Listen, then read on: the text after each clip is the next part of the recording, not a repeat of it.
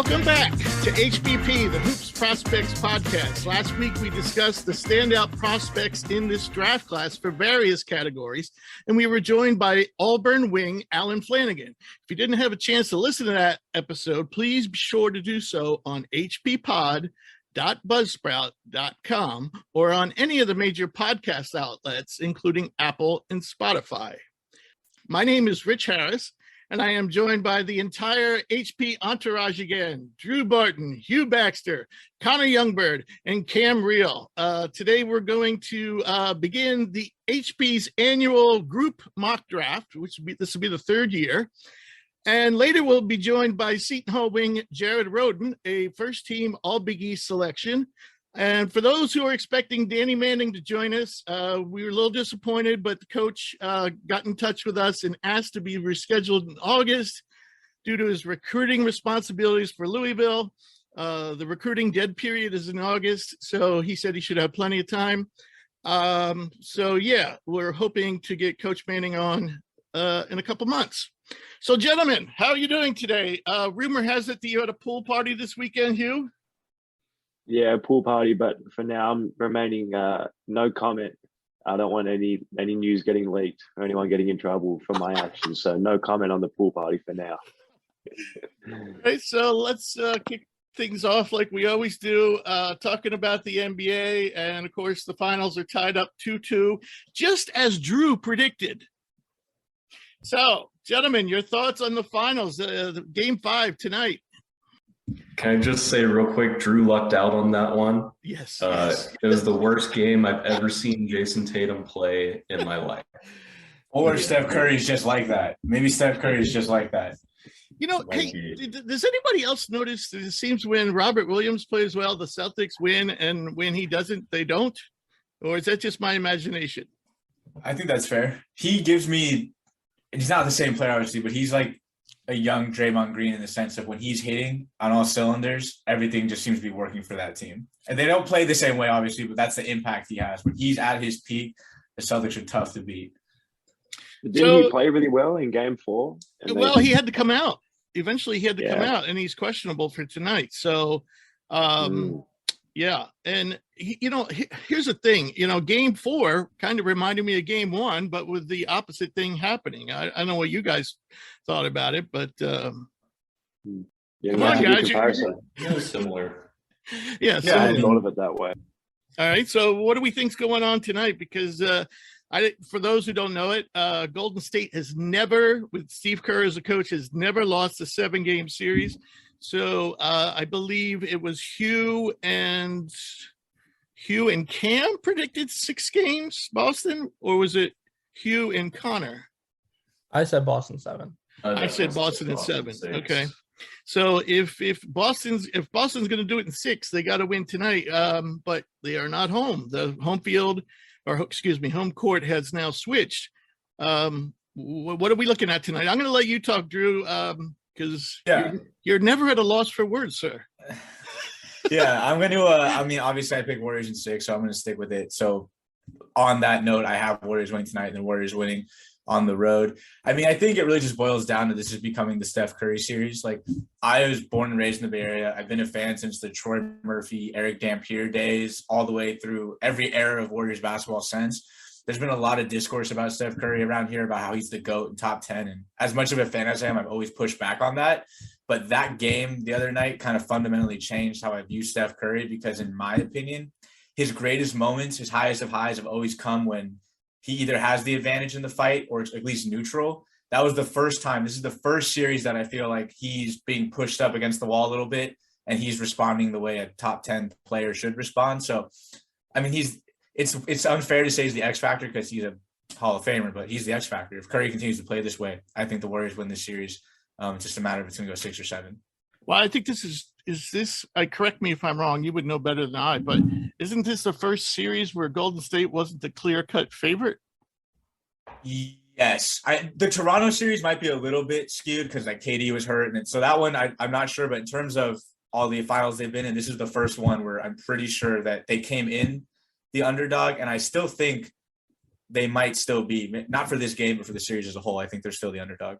Yeah, and I think that's where the mark of greatness comes in, and I think that's where Absolutely. LeBron kind of missed the mark. It seems like he's really concerned with being considered the GOAT, but you can't be considered the GOAT and play on stacked teams at the same time. Yeah. But LeBron's done his fair share of like carrying. With Cleveland, Not in Miami, but like in Cleveland. And this is another thing. Steph has never had to carry a team like this before. Like Draymond's playing terrible. Clay's playing worse than Drew would. Like Curry's literally putting the team on his back, and it's really like you were saying. There's been a lot of discourse about like is he top 10? Is he one of like a top 2 point guard of all time? Maybe top 1. And like he's showing that like he has had help in the past, but he's really putting like he's carrying the Warriors. Like it's actually insane how bad Draymond Green has been. yeah. Like Horrible. like he had like one good moment down the stretch of last game. Like he had that assist to Kevon Looney, but like to say he's been awful is just like the biggest understatement. And Clay hasn't been Clay, but it's like it's crazy to see Steph Curry literally carry this team because in my opinion, Boston by far is the better team. Like you look at depth, and the Warriors do have depth, but like you look at from Jason Tatum and like Robert Williams, even Al Horford, like they have players who continuously like show that they can play well. But at the end of the day, Steph Curry is the best player in this finals, and he's showing that every night. So it's been a really fun series. Mm-hmm. And I think it's going 7 no matter what. Yeah, but I do too. Well said, Connor. Any other comments? Cam, if you have anything super basketball related, I have one that's outside of the game, kind of. If you want to go first, I got one basketball related. Jason Tatum game 4 stats: 34% from the field, 11 rebounds, 6 assists, 6 turnovers, only 23 points. That's not going to happen again.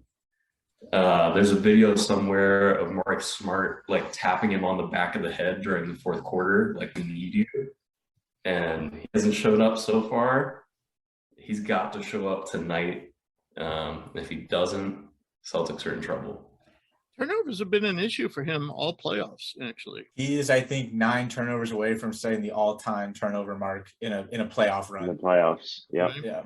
Yeah. I heard someone talking and about how maybe he's actually injured, and that like if that news were to come Well, out the after shoulder. finals, The shoulder. that labrum might be like torn or something. I know that's something you can like have the surgery or you can play through, but I genuinely think he might be playing injured. But Yeah. even if he's kind of got to take the star role. Like they were falling behind. I think it was like a 6-point game, and Marcus Smart chucked up 2 threes in one possession.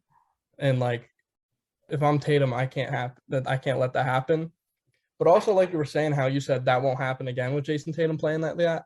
He played like worse in game 1, where he was 3 for 17. So I think either Tatum has to step up, or Tatum's just injured and playing through like a torn labrum or another shoulder injury of that caliber. Yeah, I think more specifically, like you look at the other games in the series, when they win, he's got a positive assist turnover ratio, versus when they lose, it's either negative or even. They don't need him to go out and score 40, but he takes shots like that's what they need him to do. And he can keep the game more simple for himself. True, So. true. The media has actually been putting a little pressure on him too, saying, we haven't seen a Jason Tatum like game. I'm like, shut up, it's 2-2. Yeah, Seriously. it's 2-2, and this is his first final series ever. So Right. I think game 3 he played really well, and for me the biggest difference game 3 was he was attacking the cup, and he wasn't always finishing. Like he had a couple bunnies that he did miss, but I just loved that he was quick on the catch, and he'd make a decision really quickly whether to pass or to drive, and he was settling far less for the long twos. So I think that is what I hope to see from Tatum tonight, is getting into the lane, attacking the rim, even if he's just trying to get to the line. but that on the front foot attack in the defense, because otherwise the Warriors are so good defensively and they work so well together that if he takes a few bounces and then Draymond can load over, or whoever's on the weak side can load over, they can set up a defense. It's just going to make it so much more difficult for him to score. So hopefully tonight he's in attack mode. Right. They need a point guard in the worst way. A real, true pass first point guard would be terrifying on the team, because Marcus Smart is a great player. He's a great defensive player, but his basketball IQ, in my opinion, lacks. I mean, we saw in the Heat series some of the plays. If they had a true, I mean, Chris Paul is the extreme of that, but imagine Chris Paul on this team with Jaylen Brown and Tatum setting guys up like that. I think they sweep through the playoffs, but we'll see how they adjust. Not even like a Chris Paul level, just anyone to facilitate. Yes. Like, I think a player they should look at is Malcolm Brogdon. Absolutely. And he's good call. Absolutely affordable. And then I think that team's like crazy. But like you said, Jason Tatum, he had like 13, 14 assists in the first game. And he is a great playmaker, but it's because no one else can playmake really, and facilitate the ball. Right. And as you said, Smart he's a high energy, emotional type of player, and he's impetuous as hell. And, so you get the good and the bad with those high energy, emotional players. Hugh, you had something else you wanted to talk about that was not related to the finals? Well, finals related, but not related to the actual basketball. And I'm sure I'm not the only one who's been noticing this, but there's no actual finals like sticker on the court of these finals games. Have you guys noticed that it's only the I saw the YouTube one? Oh, okay. They've got the big YouTube TV stickers on the court, but the NBA finals ones are just like the green screened ones onto the court that they can change. Oh, yes. I think I saw. How are they not? Where is there no big sticker? How is there no big final sticker somewhere? The only thing they have is under the basket on the stanchion. They have like an image of the. Is there any way they're doing that because of injury concerns? Because I know sometimes in the past those stickers become problematic. I mean, I think that's pretty hit and miss. I feel like they've always done it, so I'm just interested as to why this year they've gone away from it. I'm sure it's not a money problem. I know they did it in the bubble for the first time. That's the first time I noticed it was in the bubble. And I think they were just like, all right, this works. Let's keep doing it. But like, I think it was Peyton Pritchard dribbling up the ball. And I just saw the ad like on his arm. And I was like, I was like, what is that? Yeah, the finals ad. Yes. What they need to do is they need to add like the big, humongous trophy. Like back in the on middle, the background of the image in the middle of the court. Like those were so sick. They need to add those back. Exactly. Like if I'm paying that money for a finals ticket and I'm going to the game, I want there to be some, because obviously I can't see it if I'm watching that physically at the game. It's no different to if I'm at a regular season game court wise. So that was something that interests me. Okay. I didn't pick that up, but that's tonight you will. Now I will be looking for Peyton Pritchard's new tattoos.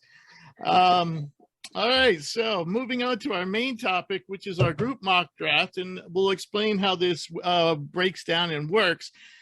We divided all the 30 teams amongst the 5 of us. We tried to even the picks, even though there's 58, so it wasn't entirely possible for all of us to get the same number of picks. But we didn't get the same number of teams because I was more concerned with spreading out the picks than I was spreading out the teams. So here we go. Cam was responsible for Denver, Detroit, Memphis, New Orleans, Phoenix, and Washington. Connor was responsible for Brooklyn, OKC, Minnesota, Portland, and Utah.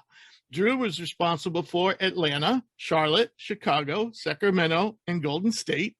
Hugh was responsible for Cleveland, Dallas, Clippers, Orlando, San Antonio, Lakers.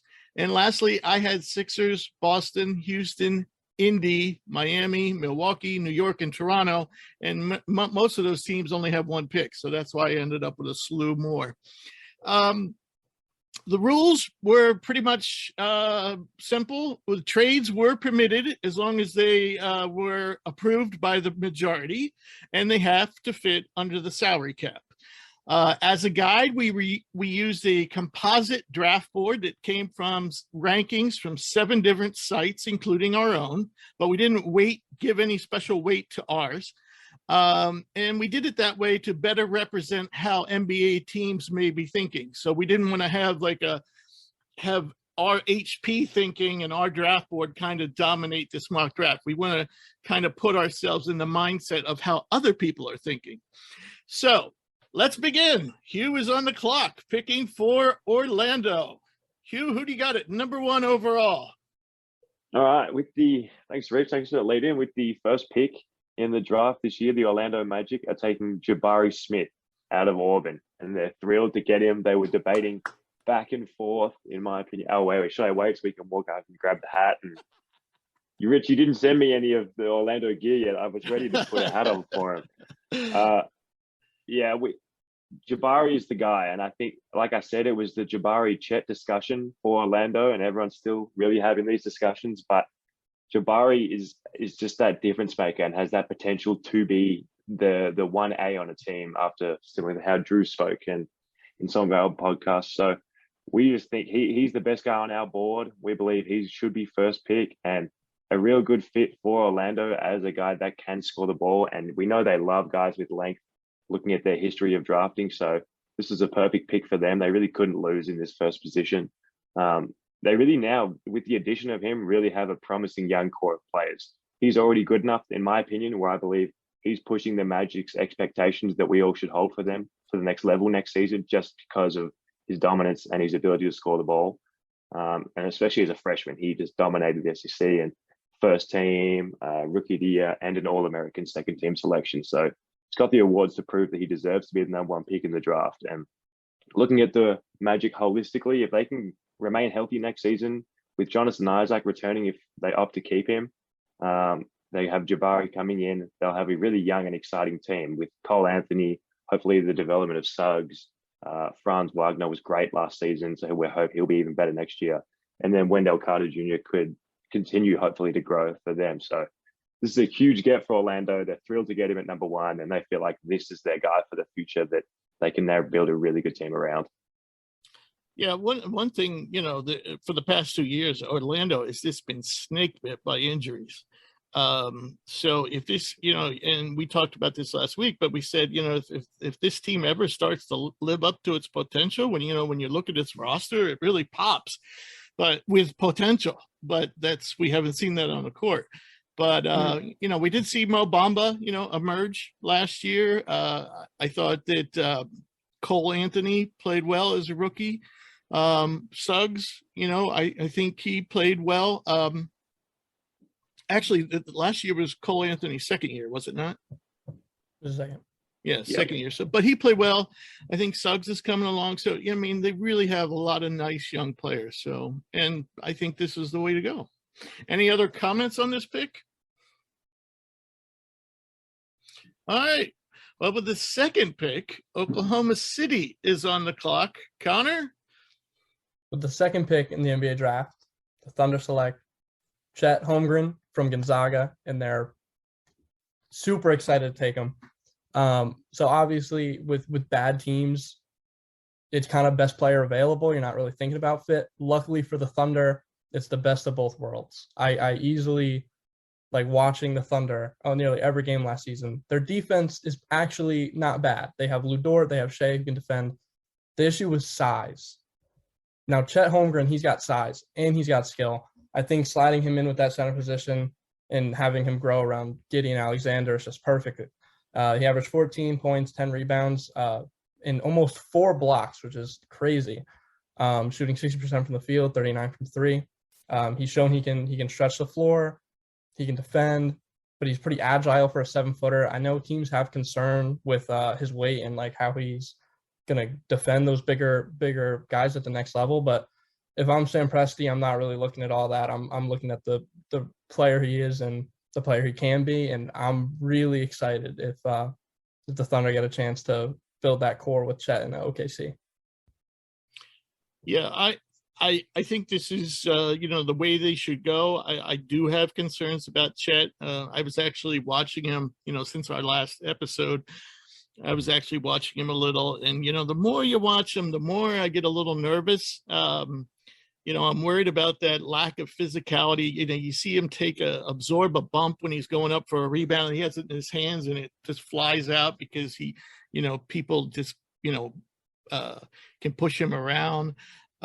Offensively, there's some concern. I mean, you got spot up, you got that Dirk fadeaway from mid range, and you got an occasional drive. But, as we talked about, he's not the ideal offensive player, but when you put him together, especially with the blocks, and even though he's not the fastest guy, anybody his size with that kind of length can cover so much ground by just taking one step. So, that's something that's definitely needed in Oklahoma City. And of course, if he can, put on the muscle, maybe, and that would probably help his foot speed, I actually think, and increase that foot speed and get some more variation in his offensive game. He could turn out to be the best prospect in this draft. Any other comments before we move on? Go ahead, Cam.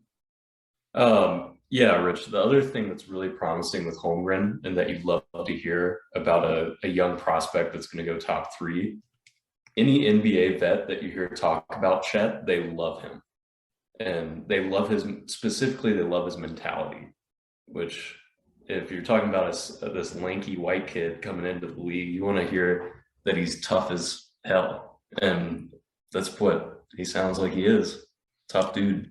Yeah, he just definitely doesn't shy away, but he still the lack of weight and muscle definitely does affect his game as of now. So, but yeah, you're right. He does not shy away. All right. By the way, Connor, you did perfect iteration and timing on the way. You should announce all these picks, but all right. So with the third overall pick, Houston is on the clock, and I have them. That's one of my teams. And so with the third overall pick, we'll have a little bit of a surprise here. The Houston Rockets will take Jaden Ivey, the guard from Purdue, the ultra-athletic. Look at Hugh's face. He's shocked. That's crazy, Rich. So, obviously, Paulo Banchero was in the running here. And basically, when you look at Houston, the way they performed last year, defense and shooting were the two things that they really lacked. And Ivy doesn't necessarily fill the bill there, although I think we all would agree that he has some very good defensive upside. And his shooting's not bad and could be better. He has been steadily improving there. But still, not the ideal guy for right this second for those two things. However, with his ultra athletic ability, and you put them together with Kevin Porter and Jalen Green, I just, teams are not going to want to play these guys because they're going to be able to get up and down the court. And so you're talking about a dynamic trio in transition. The other thing, I like about Ivy going to Houston is the fact that John Wall is there. And John Wall, coming out of Kentucky, had a similar profile. And I think Wall, they couldn't trade him last year, and I'm hoping this year they actually put him to some use, actually let him play some, and also be used as a tutor for the young guys. And Ivy would be the one that would most benefit, because one of the things that Ivy is not yet a pure point guard. And again, this is another area where you see the upside, you see the potential for him to be a fantastic point guard, like Ja Morant. And Wall, I believe, could help bring him along that way. And so, yeah, I think this is doesn't fit the needs of Houston, but I think he's the best player I think he's the best player at this spot. And also, I think it makes sense for them to go this way because they also have pick 17. Any comments? Yeah, I would just ask, it sounds like you have a pretty good firm grasp on why that was the decision you made. Was there much deliberation in your mind about picking Paulo here or anybody else instead? Or? Yeah, a little, but not a lot. Not a lot. I thought about it for about 10 minutes. So yeah, nothing against Paulo. But I just think the upside with Ivy is greater. And I also think the fit, I really think that combination of Porter, Green, and Ivy is going to be deadly. I think the issue with that though is size, because I don't know who you'd slide over to the 3 in that scenario. Green. They're not going to Green. defend anybody. I don't know. That trio. I don't know. I don't think any of Yeah. them can really defend. I guess the point of this pick is like right now, I think there's a consensus that Paolo is 3 and is probably going 3.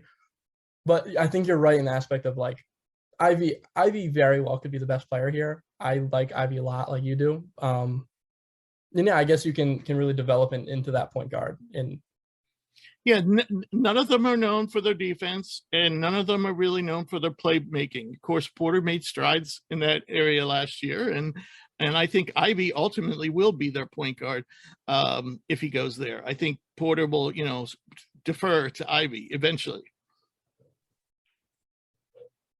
All right, so pick number 4. We have Sacramento is picking at number 4. That means Drew is on the clock picking for the Kings.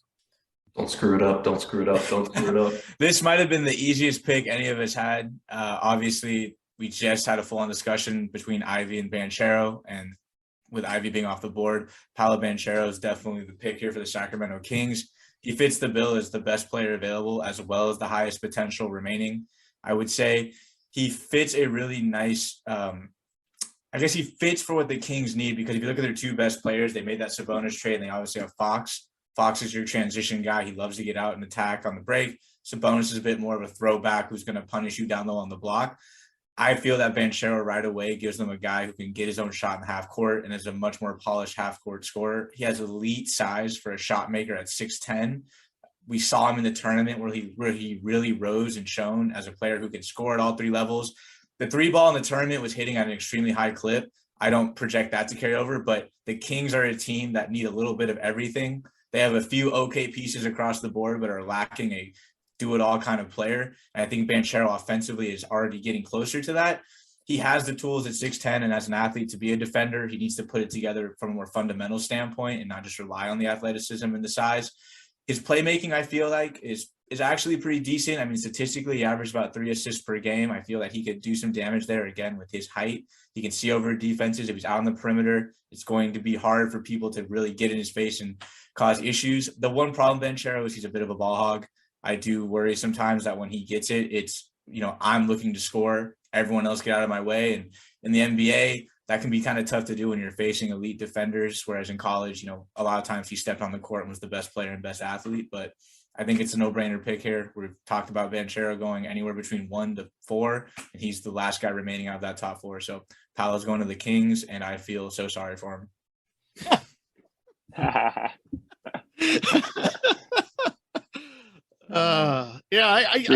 think they'll be very happy with that pick, especially, since Bagley didn't work out for them. So I think he will fit in nicely with that roster. Yeah, I think Sacramento would be loving this, because now they don't feel like they're in a position to screw this up. They're like, this is the no-brainer for us now, because if Paolo goes 3, then I think Sacramento's, well, if that's how the top 3 go, they're going to start sweating and be like, okay, we really have a chance to blow this. So, Drew, I want to know what your first emotion was when you saw Jaden Ivey go 3. Was it relief? Yeah, it was kind of a combination of, well, I don't need to try anymore. I could just phone this one in. But I really like Ivy. I actually think Ivy on the Kings, I would like him even a little bit more than the Rockets, because they would have the 2 guards instead of that 3rd where you're kind of questioning how the defense is going to survive on the perimeter with 3 of them. And I think Ivy and Fox would also be lethal in transition. But Banchero is the type of player that they need. I was not a fan of the Sabonis trade. I thought they had a really good guard thing going. So if Banchero can hit offensively, which I feel like is his most polished skill set, and he can carry over that 8 rebounds a game average and that 3 assists a game average, he's exactly the type of player they need who can score in the half court. Because the Kings are just a hodgepodge of talent that I don't know if it fits well together. I think Banchero can kind of help glue it all together. Mm-hmm. Yeah, I agree, because like you said, De'Aaron Fox is the best in transition, and Sabonis is good in the half court, but he's not popping out for a 3 or making his own shot from the mid-range. He has to be fed. Like, you have to get him the ball. Yeah. Paolo's like, give me the ball, get out of my way. Low shot clock's winding down, I got it. Exactly. And I think that's the player that they need. And I think Ivy can do it too. I think either one is a great pick for Sacramento. But also they're destined to not be good at basketball. The Kings, when Leonard Miller pulled out of the draft, the Kings collectively cried because I guarantee you they saw him at 4, and the Kings are like, Leonard Miller's our guy. We're going to be the smartest franchise in the history of the league. When he pulled out, they collectively were crying in the front office. This team has never been the same since they broke up the Sun Kings. You remember that with what was that cartoon they had? Game of Zones. Yeah, Game of Zones. They had this. My favorite episode of all time was the Sun Kings. All right. So next up is next on the board is Detroit, and Cam will be picking for the Pistons at number 5. Yeah, Rich. Detroit, we're pretty happy out here. We hit in the draft last year. We got Cade Cunningham starting off our young core. So we're just looking to add to it here. And at pick 5, Detroit's going to select Ben Mathurin from Arizona. Mathurin, he's a 6'5" guard, super athletic, long arms with 6'9" wingspan. He can play on or off the ball. And in fact, he really excels off the ball. It's what he's spent most of his time doing in Arizona. Awesome spot up shooter.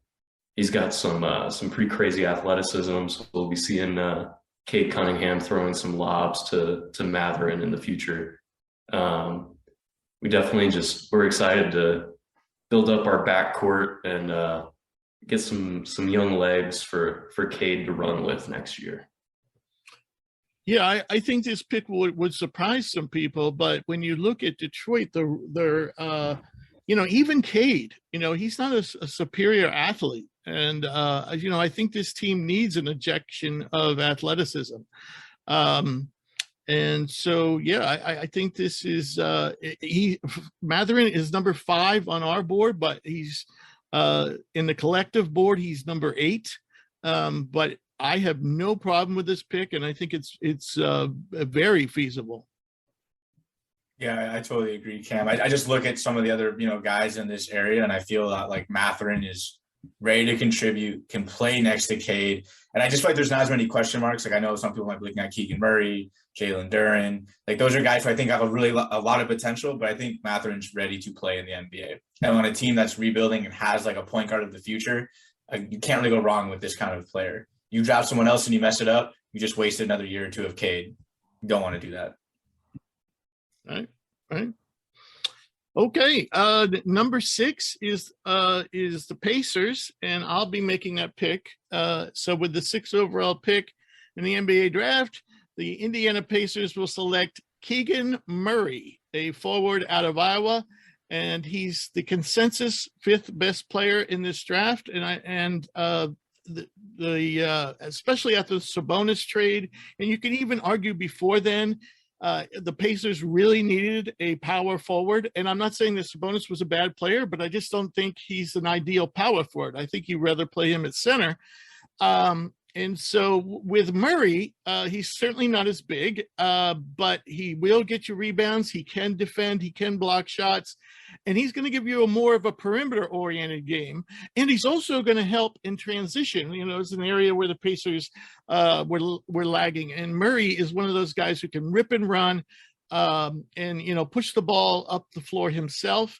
So I think this would be an ideal fit for Indiana. And as I said, based on the consensus mock draft board, he was the best player available. I might go a different direction, such as Jalen Duren, but all things being equal, but most people have Murray well ahead of Duren. So that's why I chose Murray for Indiana.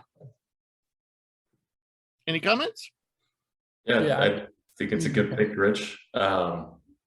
I think out of the top guys, outside of Jabari, Keegan Murray is probably the most NBA-ready scorer. He can hit you in a variety of ways, and I think especially in Indiana where you've got Tyrese Halliburton setting people up, he's going to be an awesome fit. Yeah, I was just going to talk about how perfect that fit is, because you've got Miles Turner and Keegan Murray in that front court, and they can space the floor. And then you got Duarte who can space the floor, and then you've got Halliburton commanding the offense, and they're all relatively young. I really like that fit in Indiana. Yeah, and compared to the combination of Sabonis and Turner, your athleticism has just jumped up, a big jump. I mean, I know Sabonis is gone, but that was the direction they had been heading for, the past few years until the trade. So, I think ultimately this gets them back on track. So, picking at number 7 is Connor for Portland. Connor, you're on the clock. Yep. So with pick 7 with Portland, I took Jalen Duren, and I think we talked about it earlier. He's really high on our board, and he's not on a lot of other ones. And I don't personally understand that. I think Duren has insane potential. I think he's the only player in this draft who's younger than me, which gave me I was like, once players start getting younger than me, I'm like, but Jalen Duren, he's got incredible size at 6'11", 250, average 12 points, 8 rebounds, and 2 blocks. But overall, like, we talk about how Holmgren's not, like, he's got to work on his body. Duren is built, like, he's built like an NBA ready pro and only 18 years old. And for Portland, Yusuf Nurkic is hitting unrestricted free agency. They have money. I think they'd rather use that money elsewhere. And I think Jalen Duren can easily pop into Portland and be that center that can get rebounds for Dame, can run the pick and roll with Dame, can, that they can use him in that offense around Dame. And even if Dame's not their long-term answer, he's got so much potential because he's so young that he can be a center that they use for the entire future of their franchise. Yeah, I think he has pretty high floor just because just for rebounding and shot blocking, rim protection. He's the youngest guy or the second youngest guy in this draft class, 7'5" wingspan. Yeah. And as we discussed last week, I am not. I'm pretty bullish on his shooting. I think he will be able to hit the mid-range jumper, and maybe eventually, 3-4 years down the road, start hitting some threes too. Yeah, I agree. And like you said, his shot blocking is going to be key to Portland taking him here, because they've had a terrible defense. Nurkic is not a defensive center. They had Cantor for a while, and he's god awful defender. Mm-hmm. So he's going to immediately come and be like one of the best rim protectors they've ever had, like ever. And I love that fit. And like you said, his shooting, like, we've seen him make a couple mid-range jumpers and not a lot of threes, but I think, like, because he is so young and because, he has so much potential, I think he can slide out and start shooting from longer range over time. Yeah, he's a good foul shooter, or decent foul shooter at least. Yeah. So next up on the board is New Orleans, and Cam is making that pick for the Pelicans. Cam, what do you see the Pelicans doing at number 8? At number 8, I think the Pelicans are just looking to add a little bit more talent, continue to build around this young core that they have while they wait and see if Zion Williamson can bring them anything. But I haven't taken another Duke prospect. I think they're going to be looking at AJ Griffin at this spot. He's a 6'6" wing, somewhere between a shooting guard and a forward, so he can kind of switch in between. He's got 7-foot wingspan, and the biggest thing is he's got a really sweet jump shot to go along with that elite frame. I think the sky's the limit for him in terms of upside. But he struggled with injury a little bit at Duke. His stats won't jump off the eye or won't jump off the page so much, but I think if he gets into this program and along some of these other guys, these professionals like CJ McCollum and Brandon Ingram, he's going to really come along and develop.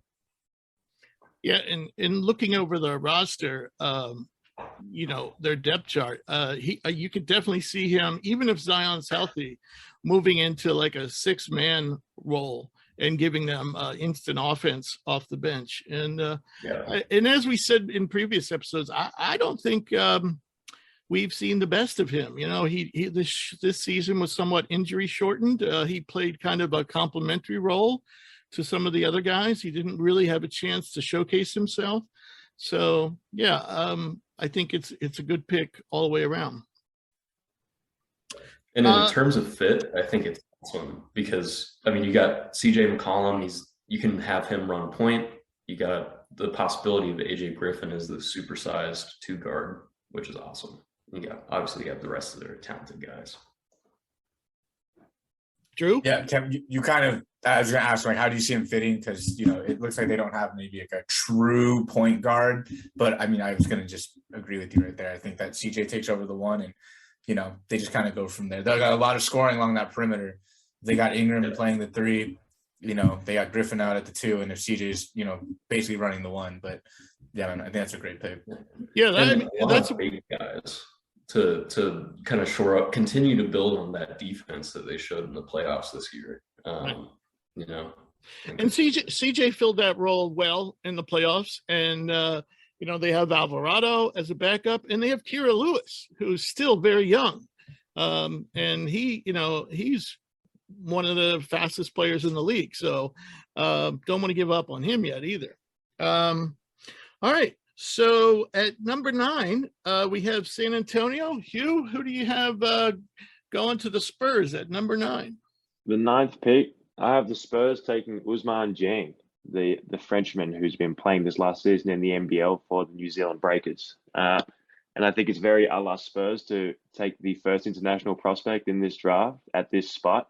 And I really think that's because he's one of the highest upside guys in the draft. And going to the Spurs, he finds himself in the perfect position to develop under a quality coaching staff and a quality organization. So this obviously is not a win now necessarily pick. This is a developmental pick. A guy, you know, Jeng's still 19 years old. So there's so much untapped talent with this guy. And I think this is the perfect player for the Spurs system to build into the perfect NBA player that they want. And they can tweak the right things within his game to make him an elite player at the NBA.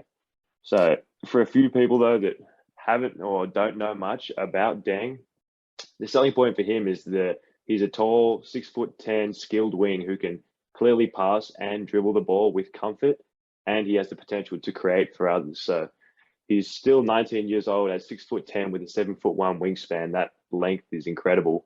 And he averaged 9 points, 3 rebounds, and 1 assist this year in the NBL for New Zealand. And obviously, you know, that's a big leap for him as an 18-year-old this past season playing against grown men.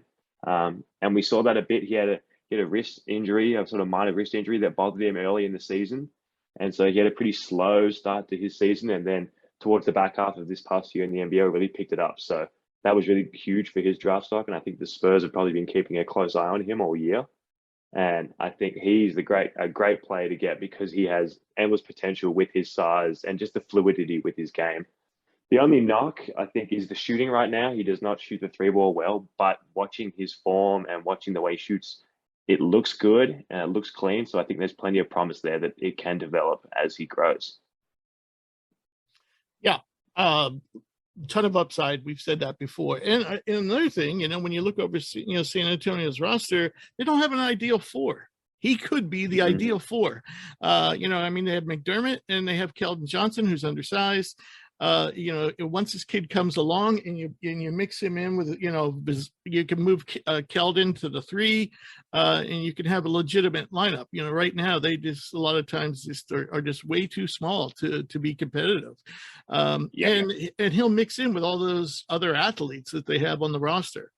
So yeah, and they have such a young athletic roster, which is the most exciting part, is that they're all going to get to grow together at the same time. They're all sort of roughly on that same age, same timeline. So that's what's really exciting. Even with their bigs, like their bigs are still young. So no, I think it's the perfect pick for the Spurs at 9. Yep. Okay. Number 10, we have the Washington Wizards. And Cam, what do you see Washington doing at number 10? Yeah, this is a pretty hard pick for me.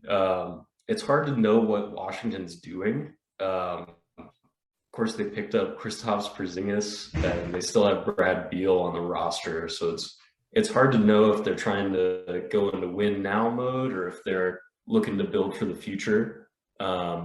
But there's one guy on the board that I absolutely love, and I know he's a little bit lower on everybody else's board. But at 10, I have Washington taking Tari Eason from LSU. I just think the upside with him is incredible, and he's already shown some pretty great production in his time at LSU and even at Cincinnati before he transferred. He can score the ball inside and outside. He's an improved three-point shooter, and I think out of the big wings or the big forwards that have gone, he might be the best defender. He's 6'8", 7'2" wingspan. He runs as fast as anybody. I just think the upside's crazy. He's not an ideal fit in Washington. They've got a lot of forwards that are promising. They got Rui Hachimura and Kuzma, of course. But I think you can't miss on this guy's potential. You could make the argument, that there's a lot of similarities between he and Keegan Murray. Of course, Murray's the better shooter. Eason's the better defender. I personally wasn't crazy about this pick, but you're the GM. But it worked out well for my team. At pick 11, I have the New York Knicks, and somebody I didn't think was going to be there. I thought the Wizards would take him, and Camps totally shocked me. So Dyson Daniels, the point guard from G League Elite, and I would think the Knicks would be ecstatic to get him at number 11. I mean, he's pretty much. I forget where he fell on our collective board. Does anybody know? 9. 9. Okay. So yeah, this is right about the spot he should go. And I think, he's not, due to his suspect shooting, I wouldn't call him the franchise type of point guard that the Knicks have been seeking, but he, in every other way, he fits their mold, especially, under Tibbs. He's hardworking. He's a tough defender. He's a good athlete, and he's a good playmaker. And so I think, and if that shooting comes along, he could be a steal at 11. So I think the Knicks would be very happy to get him at 11. Probably not the answer to all their prayers, but at least it gives them a true point guard, true young point guard to build around.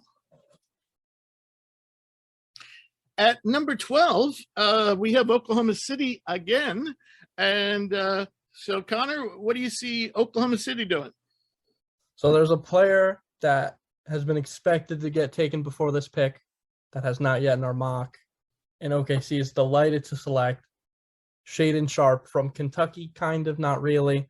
But with Sharpe, after the lottery had happened, all those mock drafts that got put out had him going like 5, 6, 7 at the latest. But more and more buzz is coming out that he's going to fall on draft boards. Teams are concerned on no, you don't say. Character. We've been critical about his character on the and podcast. We've also been saying there's a good chance he might fall to the end of the lottery, if not farther. Yeah.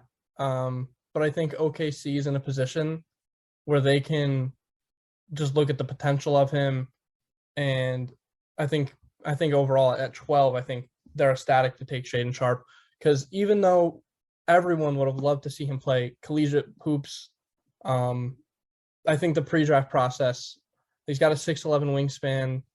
He's around 6'5", 6'6"-ish. But his ability to create his own shot off the dribble, I know there's not a lot of tape on that, but his calling card has been shot creation. He can play defense. He has tremendous upside on the defensive side of the ball because of that wingspan. And I think a lot of the pre-draft things that he's going through, especially with the Thunder, is more, getting into his head. What is he thinking? What is his mindset like? And I think if character issues aside that teams are concerned with, I think Shaedon Sharpe could end up being potentially the steal of the draft if he develops how some people think he could develop. I think this is definitely at 12. I think it's a very low risk, high reward pick for the Thunder, and I think it's a great fit next to, because he's not gonna be asked to be a primary scorer. He's not even gonna be asked to, really score that much in the first season. Just, it might take a few seasons for him to develop, but if he can eventually develop into a secondary scorer in this offense behind Shea and, getting passes from Giddey, and I think he's a really good fit here, and I think he has the potential to be a star in the league, honestly. Yeah. I'm definitely concerned about his competitiveness, drive, effort, defense, because of those things. But at the same time, he does have the potential to be a lights out scorer. And I think, if you look at this Oklahoma City team, even with Chet Holmgren, they still, they're still like, who is really the really, all-star type like scorer on this team? And I think he would probably have the most upside as, being a big time scorer. So I think for Oklahoma City, especially, now, at this point in the draft, it's definitely not a bad move.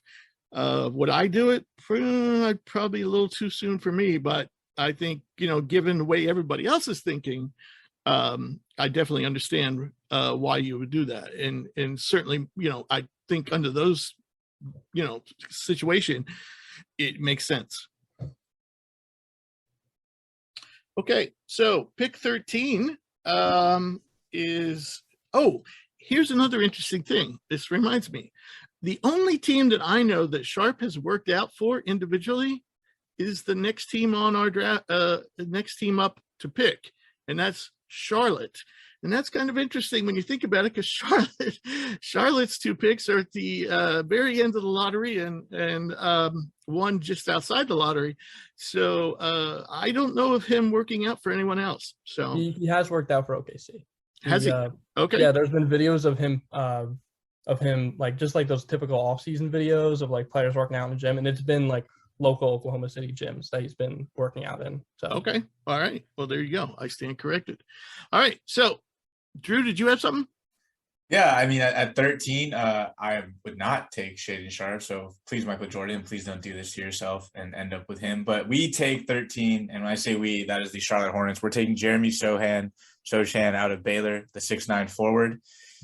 A lot of times when you talk about prospects, we always talk about, is their offensive game, NBA ready or not? And with a guy like this, it's definitely not. But I think his defensive game is. Charlotte had one of the bottom defensive units in the league. They allowed the 3rd highest points per game. They were bottom 3rd in defensive rebounding, bottom 3rd in field goal percentage, and 3-point percentage allowed. And I think Sochan is ready right away to come in and help remedy these areas. The point Hugh made last week about him being a rebounder and how rebounding is the kind of exclamation point on a defensive play just really stuck with me. And I thought, this is a guy who is ready to come in. He's going to know his role because he played it well at Baylor, and it's going to be hustle out on the perimeter. It's going to be dropping down in the post and banging with the guys down low, and it's going to be securing rebounds and making those just extra winning plays for a young team that kind of needs it. I mean, the knock on Charlotte has been really exciting, great offense, but the winning IQ, the winning culture stuff seems to be lacking, and this is a guy ready to do the dirty work. I mean, I can see him filling a Dennis Rodman-like role for this team. Obviously, Dennis Rodman is what he is as a Hall of Famer, but I think Sochan is ready to come be that. And offensively, this is a great system for him to develop, in my opinion, and kind of grow into that role. This is a team that's going to look to return 3 20-point-per-game scorers. We'll see what happens with Bridges' contract and whatnot. But with an ascending playmaker like Ball, Sochan's going to be able to thrive out in transition, catch lobs at the rim, just kind of be the nitty-gritty guy for the next couple of years. And then hopefully, a couple seasons in, the offense will develop. It's going to need to justify, a lottery pick. He'll have to become somewhat of a scoring threat. We're seeing Draymond Green get a little bit exposed, looking to almost be non-existent on offense. But I think this is a great fit. I think he remedies a lot of issues, and he's going to grow up alongside a bunch of guys that are in the same age group as him. Connor? Yeah, as someone who is a Baylor fan and watched a lot of Sochan, that would be a phenomenal pick to Charlotte because, like you said, he's such a versatile defender. And you said playing the Rodman role, and I love that comparison because to me, he's that player that you love to have on your team, but you're going to hate playing against. And I think like his ability to guard 1 through 5, but also like he's not as bad on offense as people have made him out to be in this process. And I think LaMelo Ball, like being in that offense with LaMelo Ball, and would just transcend his offensive ability too. So I really like that pick. Cam? Yeah, I got a piece of advice to anybody out there any prospect who feels like there's not getting enough attention. Dye your hair some ridiculous color, like Jeremy Sohan has, because the second he dyed his hair purple, people started calling him Dennis Rodman, and it's he great. dyed his hair. And I agree with the comp too. His hair is a different color just about every game. Oh, I actually didn't know that he dyed it. Yeah. I thought it was still like the white. No, He tweeted no, out it's like an hour ago, totally not. guys. He tweeted out literally an hour ago, like, guys, what do I dye my hair for the draft? Like an hour ago. Oh man, even better. I really, there's something to what Cam is saying. And, for someone whose eyesight is starting to go, I always love it when a prospect that I want to scout is wearing, flashy sneakers or has something going on with his hair or just even a headband so that I can pick him out easily, find him easily. Because basketball is a fast moving sport. And so, and when your eyes aren't as good as they used to be, it really does help for somebody to stand out. So I recommend that to any prospect. Make sure scouts can find you, do something to stand out. But don't do anything stupid. All right. So next on the board, and the last pick in the lottery is the Cleveland Cavaliers. And Hugh, you're picking for the Cavs. Last pick in the lottery. Who's gonna make it? So for me, this lottery, during draft day, we definitely were firing around some trade options, and this was a pick that I was looking to move for a considerable amount of time during our draft day. We hadn't had any trades up to this point, and I figured Cleveland was a team last year that showed us a good amount of what they already have, and I figured that they could be in the market for a more ready now player, and in exchange for this 14th pick and a few other ideas. So there was a little bit of Jeremy Grant talk in there. There are a few deals on the table, but ultimately nothing was taken from the Cavaliers, and some of the ones I threw out weren't accepted. So at the 14th pick, and I have written here somewhat reluctantly, the Cavaliers are drafting the best player available in their opinion at this point, and that's Johnny Davis out of Wisconsin. While I do really like Davis's skills, I'm just not really certain yet on the fit with Cleveland. But he proved last year at Wisconsin that he is ready to be able to contribute at the NBA. So I think he has a chance to do that in Cleveland, but it just could be a bit of a talent overlap. I mean, as regards to his numbers go, 20 points per game, 8 rebounds, and shot 33% from 3 last season. He's a mid-range bucket getter mostly.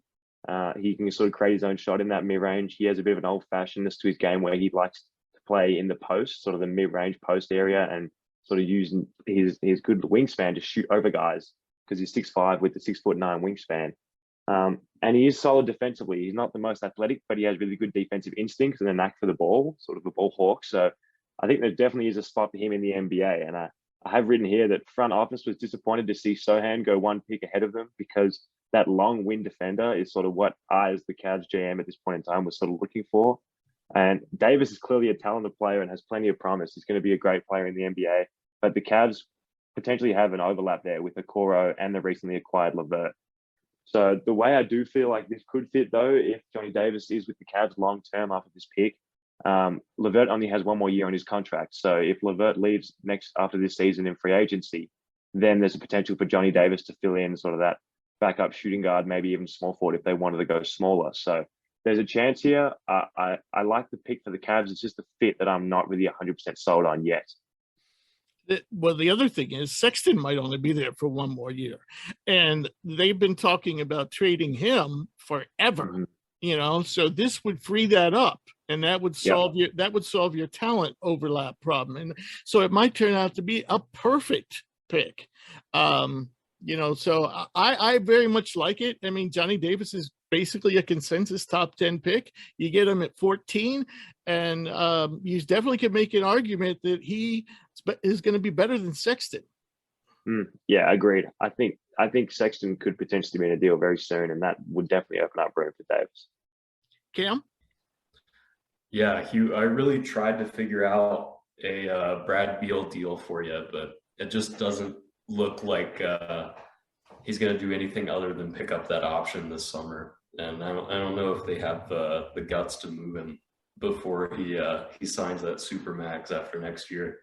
And unlike a lot of players, Bradley Beal always professes that he likes it in Washington. So he does. He's not one to, Harden, everywhere he goes, after he's there for a month, he wants to get out. Bradley Beal's been just the opposite. So, It is easy to say when you're one of the highest paid players in the NBA. Yeah, most definitely. That makes anything more bearable. Trust me. God love DC. All right. So that wraps up the lottery, and it's time to bring on our special guest, Jared Rhoden, a 6'5" wing who averaged 15.6 points, 6.7 rebounds for Seton Hall this past season, earning a first-team All-Big East selection. Jared finished in the top 10 of the conference for free throw percentage, steal percentage, usage percentage, and defensive rating. He was also just one of 2 players to compete at all 3 of the major draft combines this spring. That would be Portsmouth, G League Elite Camp, NBA Combine. And at the last 2, G League Elite Camp and the NBA Combine, he led all participants in defensive rebounds, steals, and minutes played. Jared, it's great to have you on the show. How you doing today? Thank you, man. I'm doing great today. It's a little slow day for me. Just been taking it easy with all these workouts and stuff. So I got a little off day today. Just been relaxing a little bit, which is good. It's a rarity you get one of those. So I just been chilling. Yeah, I heard you're flying out tomorrow again. Yeah, tomorrow I head out to Cleveland, and then I'll be in the Midwest for a little bit. So that'll be good. Okay. All right. I'm going to let Drew start us off with the first question. Right on, man. Jared, thanks for joining us. We appreciate it. Rich already said, man, your schedule's been crazy, so we're going to start the first one off something pretty easy. We know you're a New York native, and if I'm not mistaken, you were a ball boy for the Knicks, right? Yeah. Growing up. So we just kind of wanted to know, man, like, what was that experience like for you? Did it help shape your love for the game? How did you land the job? And, when you look back on it, what are some of your favorite memories from that time?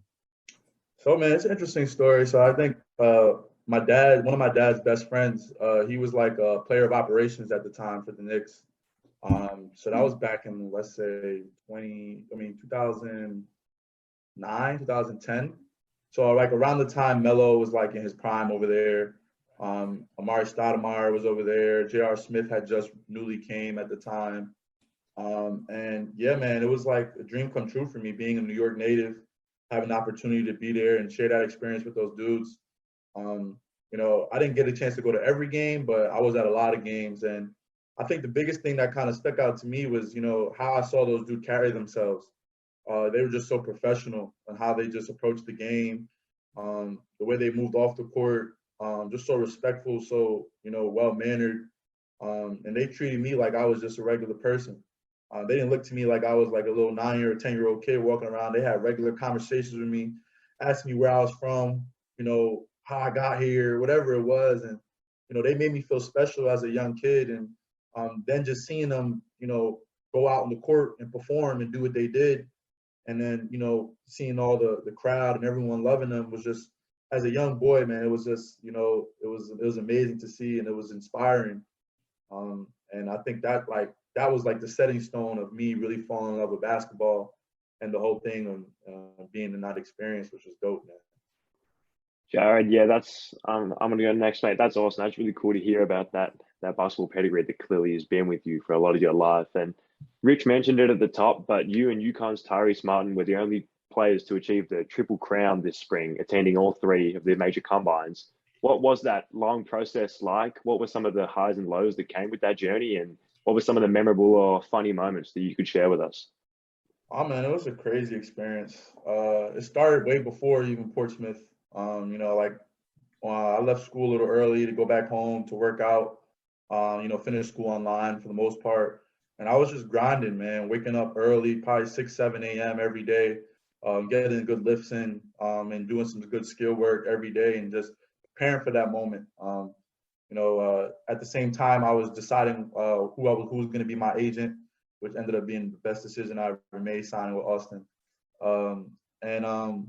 Yeah, man, it was just a grind. It started off real slow. And then it started picking up. I went to Portsmouth.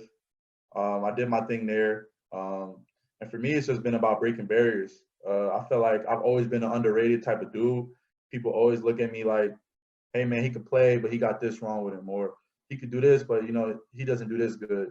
And for me, it's just about showing everybody that I'm capable of playing and what I could do. So going into these things, I'm just thinking like, man, I'm trying to kill everybody. I don't care who you match me up against, where I'm playing, whether it's in Portsmouth, whether it's in college game or the G League Elite Camp or the NBA Combine, whoever I'm playing, wherever I'm playing, I'm going to give my all and you're going to feel me. Whether it's just my activity, my energy, I may not have the most efficient game, but you're going to feel me. You're going to know I was there. And that's where I try to make my presence made at all three of those camps was just that I was going to stand out one way or another. I didn't know how, but, I was just being myself. And that's just being a high energy animated dude. That's awesome. Jared, I know you've had a number of workouts. Do you know exactly how many and how many more to come? So up to today, I've done 11, and I have 4 more before the draft. Okay. So, Have you seen anybody twice? no, but most likely before it's over, I'll probably go to Sacramento again. Okay. And so have there been any teams that have other than Sacramento who have expressed, seem especially interested? Yeah, I think New Orleans. New Orleans is pretty interested. I had extensive talks with the front office. I'd say Memphis as well. And yeah, those are the 3 teams that really stand out more than the other ones. I think naturally when you see me play, there's things to like about me. So it's just about, going through the whole process and seeing what can make through. Right. And so throughout this whole process, I suppose you're meeting a bunch of new people, former players, coaches, blah, blah, blah, current players, and your fellow prospects. Who's the most interesting person you've met throughout this process, and how'd that go? Oh man, it's been I met a lot of crazy people I look up to since I was young.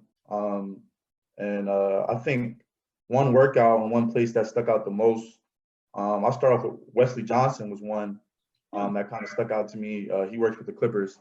And just the way he played, similar to my position, the wing position, and the way he was a great defender, and the way he was coaching me at that time during the workout was amazing. And then translating to that, I spoke to Jerry West, and I had a pretty good conversation with him, which was like mind-boggling for me. He was talking to the logo, and the conversation started off. I was like, "Hey, Mr. West, thanks for having me. I'm such a big fan of yours." And he was like, "Nah, man, I'm such a big fan of yours." And at the time, like I was starstruck, and I was like, "Oh man, this is Jerry West." Like I better tighten up a little bit.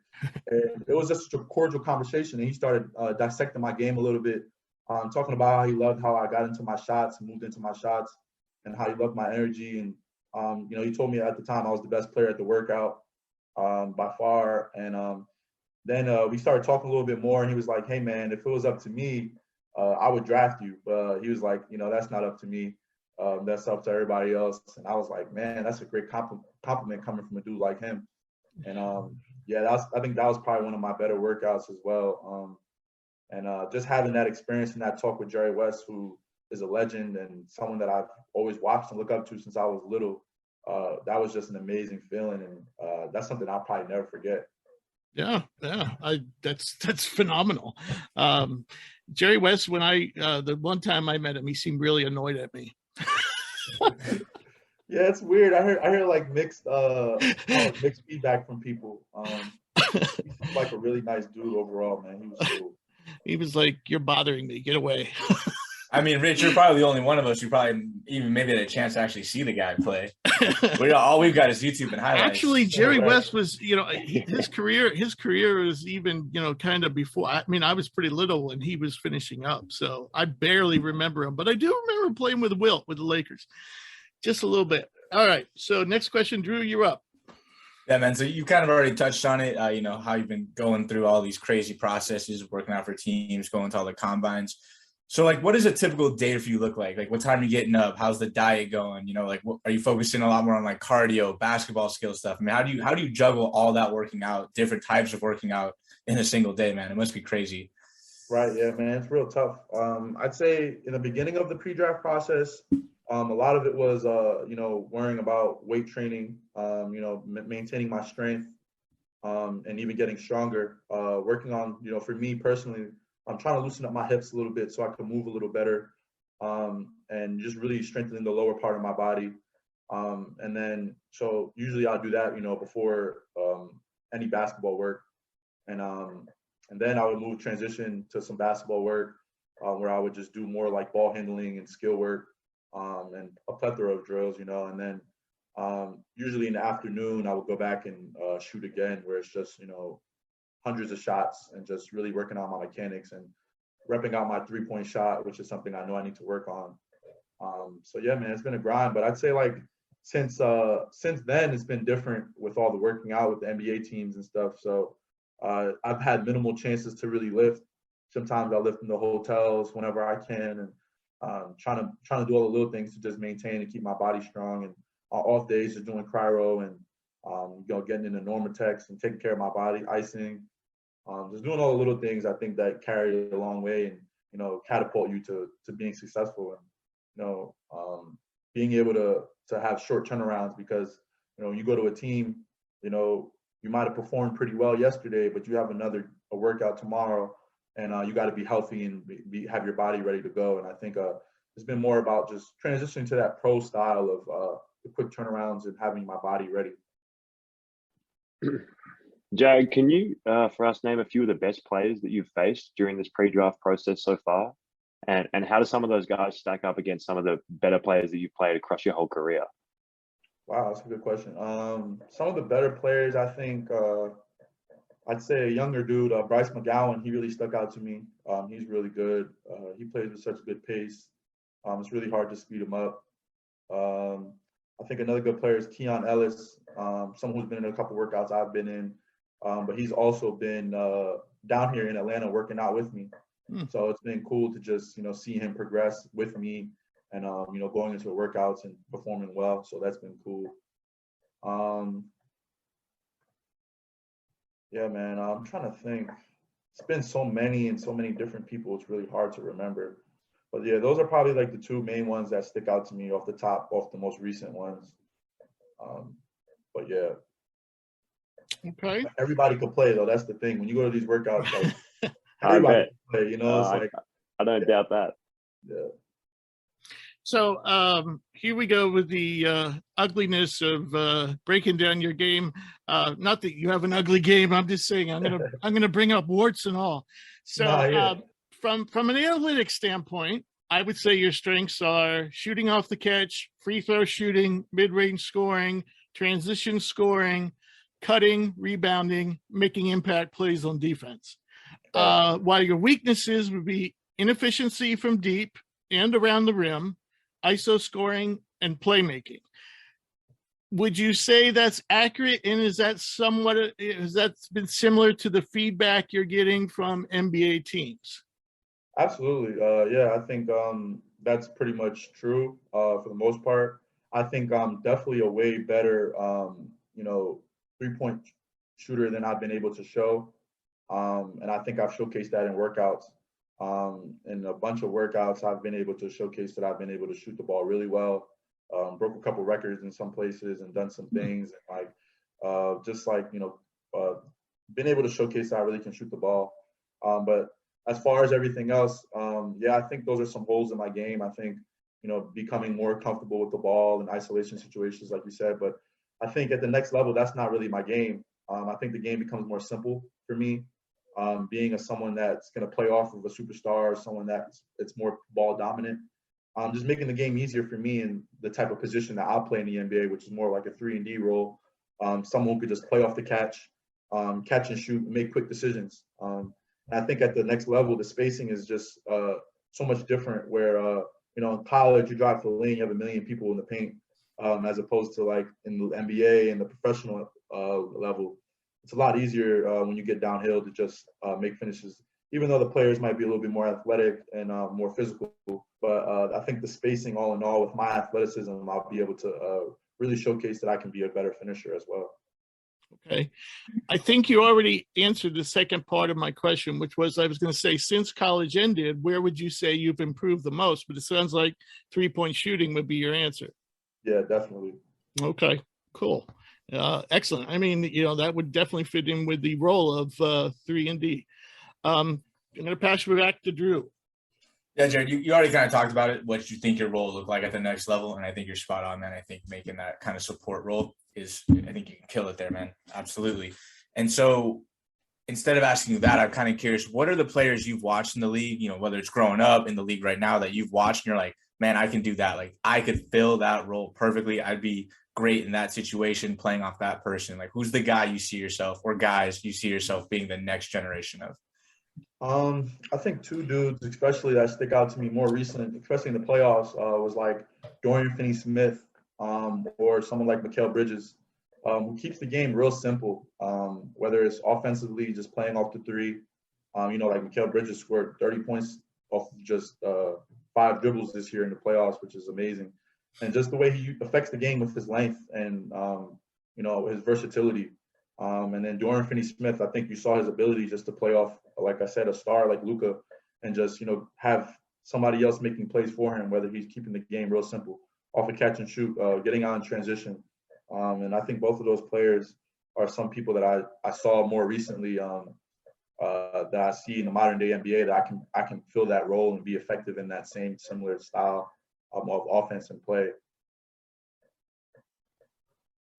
Jared, that sounds great, mate. And so right about now, it appears you're in the group of about 30 or 40 players who are all fighting for their last 15 or so draft slots. If you weren't to get a guaranteed contract after draft night, and you were given the choice, you could either go abroad and play for more money or G League for a little bit less money. Do you have an idea right now which direction you could go if that was the situation you were placed in? Most likely I'd probably stay here in America and play my cards. I think I'm big on just betting on myself, and I know what I'm capable of doing. I know I can have and I will have a long NBA career. I feel like my type of play and my type of player, the player that I am, it's just very unique. The jack of all trades. I feel like I can fit in so many different systems, and I think there's a place for me anywhere, which is kind of a rarity. And I think with my mentality and my capabilities, I think I'll be in the NBA for a long time. Awesome. Great mentality. I love that answer. Yeah, plenty of confidence. So last question. When you have downtime, which we know is not a lot, what do you like to do? So me, I'm a big introvert for real. More so back home, I spend a lot of time with my family, my loved ones. I don't have too many friends. So I just kick it with them really and just chill. I used to play the game a lot, but I slowed down on that. But recently, when I've been here with my agent, me and him play a bunch of different games. We play shuffleboard, we play darts, and we play pool. And we get after it a lot. Like, it's pretty competitive. I'm a real competitive dude. I'm not gonna lie, he be kicking my ass. He got a home court advantage though, but oh yeah, of course. He be tearing me up. So but yeah, it's been fun. I like trying out new games, and I think it's helping overall my skill and my competitiveness a little bit. Just being more precise, getting a little bit more touch. I think little things like that can help you build mental strength and better your game overall. So yeah, I've just been having fun with that. It's been cool. Very good. Would you consider yourself ultra competitive type of guy, like who wants to? Yeah, for sure. I think every team that I worked out for has said I'm the most competitive dude that they've probably worked out for in a while, or at least in that workout for sure. Yeah, you're gonna feel me. You're gonna know I'm gonna talk a little smack. And yeah, man, I hate to lose. That's just me. Yeah. I'm going to try to help you there. Look at this. I heard that you were struggling at darts. Okay, so after we get done, I'm going to give you a couple pointers if you want them. I used to be a major well, not a major, but darts used to be a significant part of my life, and Wow. I wasn't great, but I did play against some of Play the a better. lot, right? Well, I also played at tournaments and played against some of the better players in the country. So usually lost, but yeah, I can give you a couple pointers. So Yeah, that'd be cool. all That's right. crazy because actually, darts is probably out of those 3 games I listed. Darts is the one that I probably lose the most in. And today, I actually won in darts. So Oh, that's great. a good thing. Yeah, I finally got a win in darts. Well, you I know won what? in all the. Huh? Darts is hard for taller people. It Okay. is, because the board is always set at the same height, Right. Yeah. 5'8". The bullseye's at 5'8". So Yeah. you're shooting down at the board where I'm looking like straight on, eye Right on. there, You know what yeah. I'm saying? But I also got a little advantage because my arms are long, so I'm just throwing it like. Oh, yes. Real good. Yeah. Yeah, that's another thing I've never experienced. All right, Jared, don't hang up. I'll give you those dart pointers, but I want to say thanks for joining us, and we definitely wish you the best in the future, and please stay in touch. Thank you for having me, guys. It was a great one. Thank you. Now it's time for our mailbag. You got mail, Hugh. Actually, the first one is just a general comment, and Josh A wants to know why we have Orlando Robinson ranked so low. Now, we have him ranked at number 69, and again, put him in that group as our guest, Jared Rhoden. There's about a group of 30, 40 guys that are fighting for those last 15 or so draft spots, and you really, it comes down to do you like the guy personally? I mean, there's not a lot to separate them. But Josh A goes into a long breakdown of Orlando's game. And for you folks, we have a scouting report on him. We also have an interview with him on the website. But for those you don't know, Orlando is a stretch big, very good rebounder, shot blocker, and underrated passer. And Josh A actually points out all these things. And he also points out that he's not a great athlete. And I think that's exactly what it comes down to, why Orlando is not a lock to be drafted. He was tested out very poorly at the combine, and that was expected. He just doesn't have the foot speed. I don't think he's going to be a great target, coming out of the pick and roll, except for maybe pick and pop. I don't think he's going to be great in transition. I just don't think he's going to be a good rim runner in general. So that's my major concern is athleticism. Orlando definitely has a skilled game, and he will definitely thrive and in a slower paced game in Europe. But I just don't know if he has enough to make it in the NBA. Anybody else have a comment? Connor? Yeah, I did some scouting on Orlando Robinson for an earlier podcast, and I love his game for college basketball. What he excels at is like getting the ball on that low block and either putting a move on someone or, passing to, a teammate. But in the NBA, like, obviously no team in this draft is going to be like, yeah, we need to get Orlando Robinson. We're going to build around him. Like, no, like this is not going to happen. So I don't know how well his game would translate to the NBA. But like you said, I'd like to see him go overseas and he could definitely hoop, or maybe even I could see him getting like a 2-way contract. But as far as like him being ranked like 70-ish, like that's fair to me. Yeah. I think some people have him in the 50s. Which would be definitely more closer to a sure thing to be drafted, but I definitely don't think he's a sure thing. So we might have our most interesting question of the year from Mike, who says, between 1995 and 2005, there were 39 players drafted directly out of high school. 10 of them turned out to be all-stars. Another 10 were total busts, and the rest were decent players. And he sent us a list of the 39. Looking over the list, who would you compare Shaedon Sharpe to? And he adds, he's basically a high school player. And yeah, I agree. He basically is a high school player. So I'll give my answer first, but you guys might have a totally different opinion. What I did with this list is I highlighted the 23 guys that were a top 20 pick. So that got rid of 16 automatically. And the reason I did that is I feel that Sharp is definitely going to be a top 20 pick. So, and out of those 23, only 3 or 4 were total busts.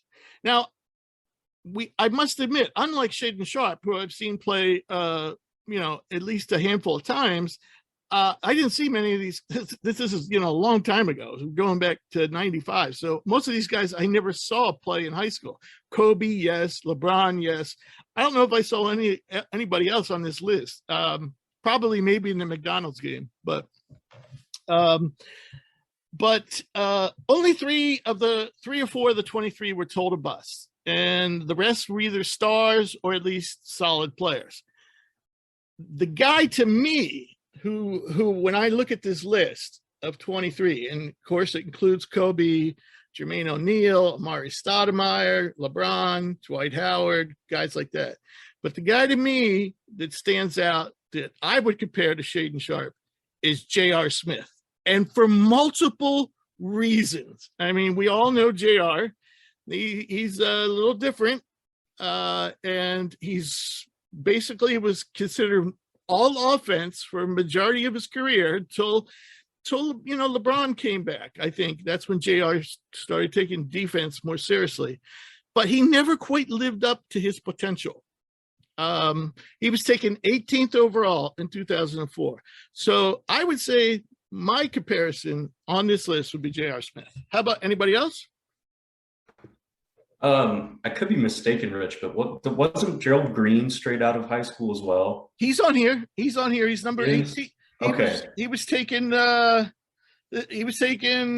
2005 at number 18. Yeah. He reminds me a lot of, or Sharp reminds me a lot of Green too, where he's like, he has all the physical tools that you could ever ask of a wing in the NBA, and he's a good shooter. But it's like, we haven't seen him play, so it's like, is he like Gerald Green, where it's like, okay, this guy could be an amazing like support player who has all the tools and he can shoot, but does he have like the game knowledge to be a scorer? That would, by the way, that was going to be my second pick. If I didn't have J.R. Smith, I would have picked Gerald Green. Mm-hmm. So, anybody else? Hugh?